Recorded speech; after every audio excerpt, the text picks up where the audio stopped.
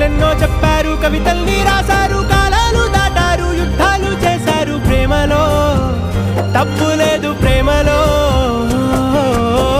వేల వేల వెన్నెలంత నీదవాలి వెలుగునంత మోయమంటే నేను ఎంత రే.